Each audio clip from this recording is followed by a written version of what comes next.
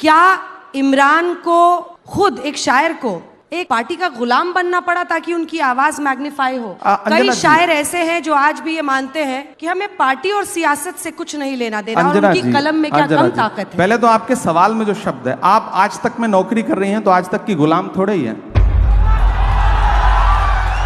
मैं एक पार्टी के साथ काम कर रहा हूं। कभी मुझसे ये नहीं कहा गया कि इमरान तुम मुशायरों में जाके क्या पढ़ रहे हो, तुमने ये क्या बोल दिया, यहां पाबंदी, ये मत करो, ऐसा मत करो, भाषण क्या दे रहे हो, किस विषय पे बोल रहे हो। मैं बहुत जिम्मेदारी से और ईमानदारी से कह रहा हूं कि मुझे आज तक मेरी पार्टी में किसी नेता ने यह नहीं कहा कि तुम इस विषय पे बोलो, इस विषय पे मत बोलो। उन्हें भरोसा है और शायद मैं उसके साथ न्याय कर रहा हूं। हाँ, जब मैं राजनीतिक मंचों पर खड़ा होता हूं तो राजनीतिक लहजे में बात करता हूं। वहां मैं शेर पढ़ता हूं कि खौफ नहीं जिसे मुरझाने का, मैं उस गुल के साथ खड़ा हूं। कैसा भी दौर आए लेकिन मैं राहुल के साथ खड़ा हूं। कल भी खुल के साथ खड़ा था, आज भी खुल के साथ खड़ा हूं। कैसा भी दौर आए लेकिन मैं राहुल के साथ खड़ा हूं। तो मैं वहां अपनी बात रखता हूं, लेकिन बाकी जगह पे मुझे स्वतंत्रता है।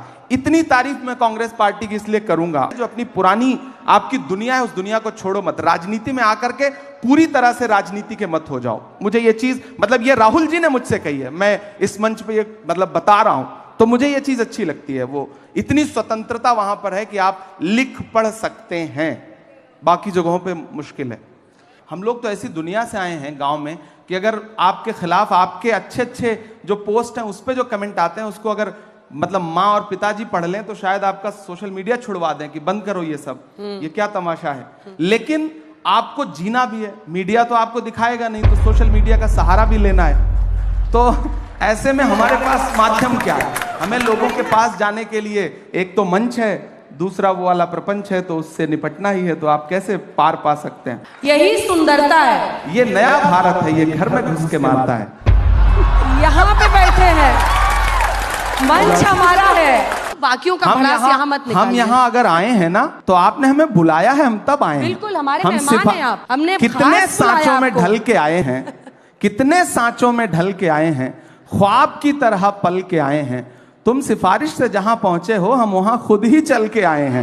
तो हमें तो बुलाया गया, हमें तो बुलाया गया है। एक शायर वहां खड़ा होता है या पॉलिटिशियन खड़ा होता है, कनेक्ट करना जनता से, ये हुनर क्या है? मैं इसलिए जिंदा हूं कि मैं बोल रहा हूं। दुनिया किसी गूंगे की कहानी नहीं लिखती। लोग मुझे सुनने आते हैं, देखने नहीं। मेरे साथ यह है कि जो आवाम आती है मुझे सुनने, वो लाई हुई भीड़ नहीं होती, आई हुई भीड़ होती है। तो मुझे कनेक्ट करने में कोई दिक्कत नहीं आती। कितनों को सिखाया ये बताइए। असल बात ये है, राहुल जी को भी सिखा रहे नहीं सिखा रहे?